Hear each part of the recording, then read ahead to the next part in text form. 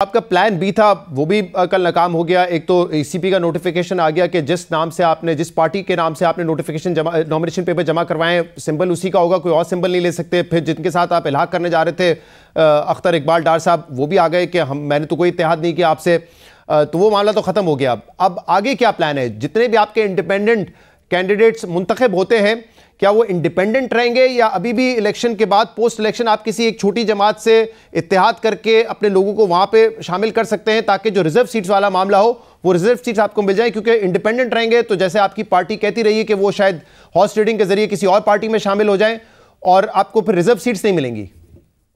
जी बिल्कुल, ये सारी चीजें इम्कान है कानून है, इसीलिए तो हमसे ये सिंबल छीना गया है कि ये ना इनको रिजर्व सीट्स मिले, और दूसरी बात है इनको अपने कैंडिडेट्स खड़े करने का मौका ना मिले और आवाम को उनके कैंडिडेट्स को आइडेंटिफाई करके उनको वोट देने का मौका ना मिले। तो हमें ये सारी चीजों को सामने रखते हुए कोई ना कोई पॉलिसी वजह करेंगे इंशाल्लाह। सही, तो अब तक ये फैसला नहीं हुआ है कि इंडिपेंडेंट रहेंगे इलेक्शंस के बाद या किसी पार्टी में शामिल होंगे? देखिए, वो इंडिपेंडेंट रह नहीं सकते, उसमें अब कानून में ये कहा है कि इलेक्शन से पहले, यानी जो स्पीकर के इलेक्शन और प्राइम मिनिस्टर के इलेक्शन से पहले आपने इंडिपेंडेंस में फैसला करना है कि वो किस पार्टी में शामिल होंगे। वो तो मुख्तलिफ पार्टियों में शामिल करा दिए जाएंगे, जो पार्टियां जो हैं उस जिनकी नेशनल असेंबली में नुमाइंदगी होगी। जिस पार्टी को ऑफिशियली नुमाइंदगी नहीं मिलेगी नेशनल असेंबली में, उनके साथ तो वो इंडिपेंडेंट भी शामिल नहीं हो सकते। इसके बड़े ज्यादा कानूनी और आईनी असरात हैं, तो ये सारी चीजें कंसिडर करने वाली। और आपके पार्टी के अंदरूनी मामलात भी कुछ सामने आ रहे हैं। कल अंसार अब्बासी साहब की भी खबर थी कि पीटीआई के अंदर जो एस्टैब्लिशमेंट है वो प्रिवेल कर गई है, और वो उन चंद लोगों में आपका भी नाम है कि टिकट देने के हवाले से आप लोगों की जो राय थी वो प्रिवेल की है। खासतौर पर खैबर पख्तूनख्वा में फिर शेर अफजल खान जो है वो आप पे भी इल्ज़ाम लगा रहे हैं कि शोएब शाहीन साहब को टिकट देने में आपका हाथ था, और फिर जेलम में एक ऐसे कैंडिडेट को टिकट दे दिया गया है शोएब शाहीन की तरफ से जो कि बेसिकली नून लीग के कैंडिडेट होने थे। तो ये क्या मामला चल रहा है, क्यों इल्ज़ाम लग रहे हैं आप पर? देखिए, इल्जाम लगवाने, लोगों को किसी को एस्टेब्लिशमेंट के लिए विन ओवर करना, उनसे कोई बयान दिलाना, ये क्या मुश्किल है? जैसे कल पहले वो डार साहब जो खुद फिरते थे पार्टी के पीछे कि भाई मेरे साथ इल्हाक कर लो और मैं मेरा बल्लेबाज का जो है इलेक्शन सिंबल वो मेरा इस्तेमाल करो, मैं साथ हूँ, मैं आपके साथ सिंसियर हूँ। लेकिन एक दिन के अंदर अंदर उसको उठा लिया गया और उनसे बयान दिलवा दिया गया। तो इस किस्म की चीजें तो हो रही हैं, सबके सामने है। सर, उनको उठा लिया गया फिर बयान बदला, या क्योंकि वो वैसे ही इमरान खान के इतने खिलाफ हो चुके थे तो उन्होंने आपके साथ कोई चाल चली, आपके साथ डबल गेम की, आपको आसरा दिया कि आपके साथ इत्तेहाद करूंगा, आखिरी दिन वो पलट गए? क्या वो उनका प्लान का हिस्सा था या कोई दबाव की वजह से वो पलटे हैं? जाहिर है दबाव की वजह से पलटे। मानना तो उनको अगर 2-4 टिकटें अपनी मिले तो अपने जोर पर तो ये पार्टी शायद एक सीट भी ना जीत सके, तो उसको तो अट्रैक्शन थी कि चंद एक सीटें उनको शायद मिल जाएं इस हवाले से इल्हाक करके।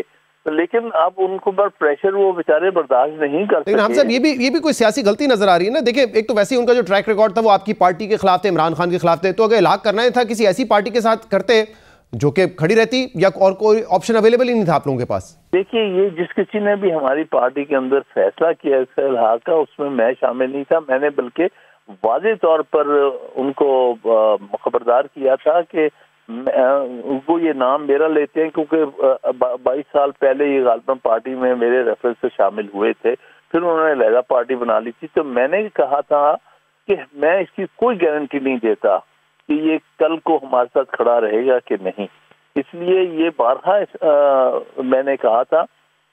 तो ये किसका फैसला था फिर? ये बहरहाल हमारे कुछ जो सेंट्रल कमेटी जो कोर कमेटी है, क्योंकि वो बेचारे इस परेशानी में थे कि जी हमसे अगर सिंबल छीन लिया गया तो फिर हम क्या करेंगे। तो किसी ने इनको एक ऑल्टरनेटिव प्रपोजल दी थी कि आप किसी पार्टी के साथ इल्हाक करके भी कर सकते हैं, क्योंकि कानून में उसकी गुंजाइश है। और क्या जो बानी चेयरमैन है इमरान खान, उनसे इस पर डिस्कशन हुई थी किसी किस्म की कि इनसे हम इल्हाक करने जा रहे हैं? मेरा नहीं ख्याल, क्योंकि उन तक तो रसाई नहीं है। हमारी जितने सेंट्रल कमेटी के लोग हैं, जो हमारी कोर कमेटी के, उनकी खान साहब के साथ रसाई नहीं है। रसाई अगर है तो उनके फैमिली मेंबर्स की और वकला की, और तो पार्टी लीडर्स को तो मिलने ही नहीं दिया जाता उनके साथ। और खुद पार्टी लीडर्स जो हैं वो सारे बेशतर जो है अंडरग्राउंड है। सही। तो अब क्या स्टेटस है कि रिव्यू में जाएंगे? रिव्यू का एक ऑप्शन आपके पास मौजूद है, लेकिन जब तक आम इंतखाबात तो हो चुके होंगे। और क्या अब बतौर पार्टी पीटीआई तो पार्लियामेंट का हिस्सा नहीं होगी अगले 5 साल में, लेकिन क्या दोबारा इलेक्शन आपको करवाने पड़ेंगे पीटीआई, क्योंकि डीलिस्ट हो गई ना एक तरीके से तो उस वक्त? जी बिल्कुल ऐसे ही कर दिया इन्होंने।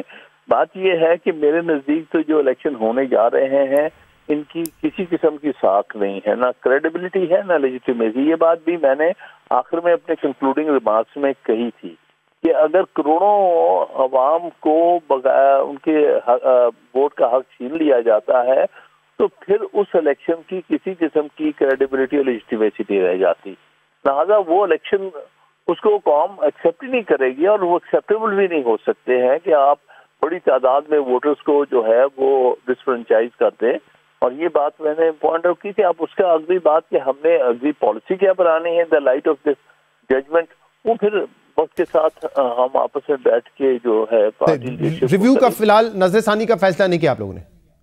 देखिए वो फैसला भी उस वक्त होगा जब डिटेल रीजनिंग आएगी।